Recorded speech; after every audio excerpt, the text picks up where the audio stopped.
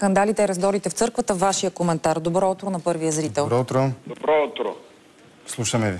Ами, говорехте за един кмет, нали, че от ГЕРБ и от БСП-то.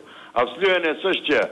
Дори онзи ден, и той е с чин генерал, онзи ден му вземаха колите, служебните коли, съдия изпълнителя пред площад Хаджи Димитър.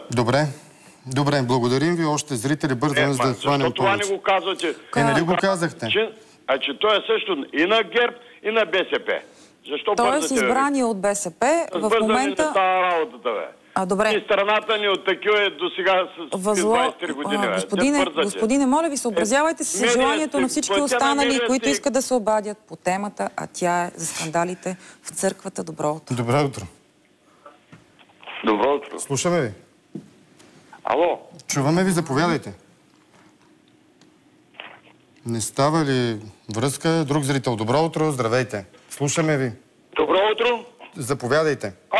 Аз искам да изкажа отношение, че най-вече народът се заблуждава сега с духовниците, а фактически, ако гледате сега на нова телевизия, колегите ви дадаха, как ще ви бъркат в джобовете за как точно да ги гледаме, господин, колегите от нова телевизия? Първо оставиха парите на народа, прогониха народа, оставиха народа за препитание и все жилища, където живеете, за да не сте по селата, за да работи, да се изкарате прехраната, сега ще ви бъркат джобовете. Другарите от ГЕРБ, комунистите. Добре, благодарим ви. Следващ зрител.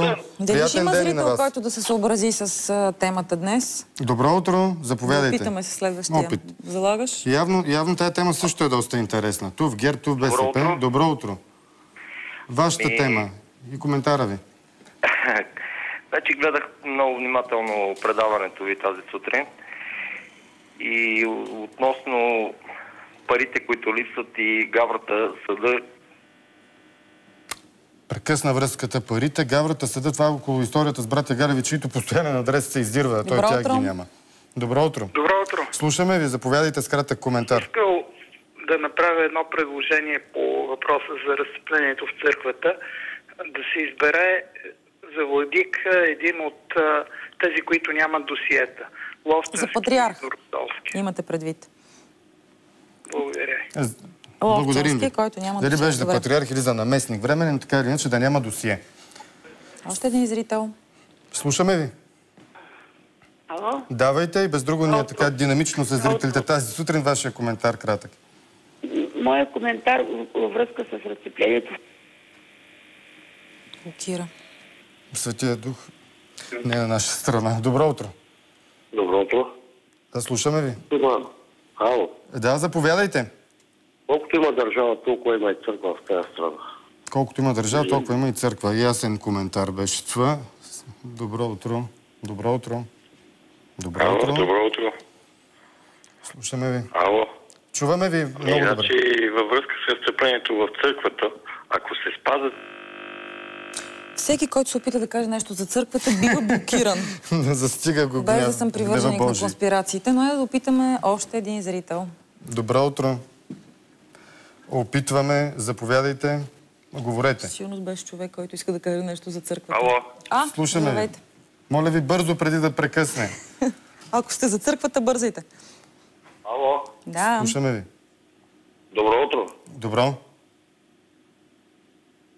Моля ви бързо, национален ефир, 5 секунди, други хора искат да се обадят, вие не може да се ориентирате въобще къде се намирате. Добро утро.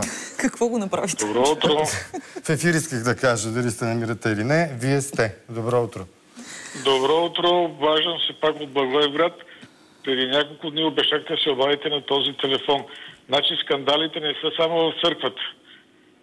Току-що разбрах, че днес напоителни системи ще стачкуват, но хората са много лошо заблудени. Ще ходят да тропат на вратата на Дянков.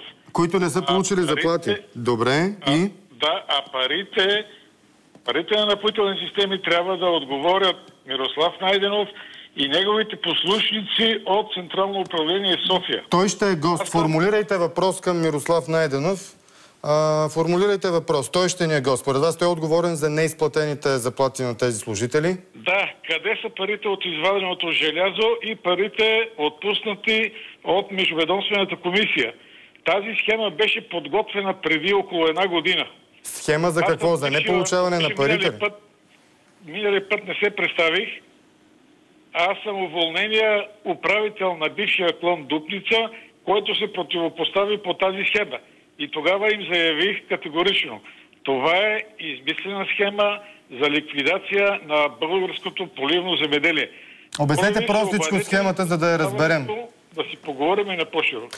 В ефир сте в момента. Кажете с 2 думи схемата, за да я разберат хората. И сега е момента. Друг момент едва ли ще има подходящ. Не, тези секунди няма да ни стигат, разбирате ли? Кажете с 2 думи каква е схемата. Имаме гост по темата. Ако не се възползвате от това, има да си говорим така през 3 дни. Мирослав Найденов, защо в продължение на 1 година и 10 месеца смени 5 пъти управлението на напоителни системи, докато намери точно тези хора, които днес ще стачкуват пред вратата на Симеон Дянков, за да им отпусне пари. Добре, благодаря ви. Благодаря ви. Мирослав ли? Найденов в студиото ще бъде малко по-късно. Нямаме време за още зрители. Прекъсваме реклами, прогнозата за времето с Хриси Балинска и утре отново, разбира се, ще ви дадем думата.